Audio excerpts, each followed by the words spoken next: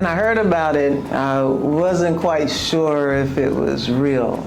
I was at an event at Moody Center, and I was told while we were waiting to go into court that there was an award named for me. I was like, and it was going to be happening like in the next couple of weeks. And I was like, really? So I was like, I had to be sure it was real, and it was. And all I could say is, I know how proud my parents would be. They were very strong in the faith and the prayers that they gave for me. I know that they're being answered now. They're both deceased, but I feel like they're here with me every day, and it is an honor to be a part of this award, mainly because of my parents, and of course for me too. I'm really excited and appreciative. One of the stories was in 2019. I went back to middle school and I spoke, and I got a call from a high school friend, and they said my grandbaby said that she saw a professional athlete at school today, and I found out it was you, she said to me. And I was like, oh really? So she had no idea that we were neighbors growing up. So it was exciting to see that circle come around again, and speaking to those babies and knowing I played basketball in the cow fields with their grandparents. So that was one of those stories that make you feel like you've really done something to help the young come around also.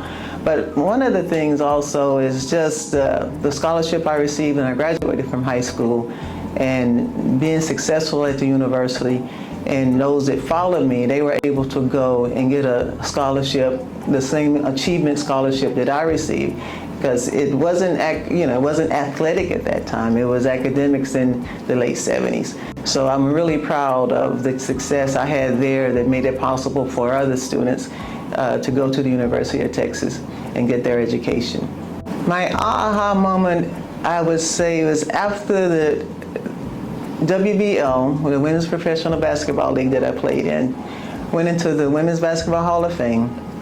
My community gave me a banquet, and they showed the love to me, and how else could I respond but giving back, even though I had already known that I was going to do that. But knowing how they felt, they had to pay to come to that banquet, and they came to see me, and I was excited that they thought that much of me to be there. And that kind of propelled me on to doing more in the community, not just in the one I grew up in, but all over.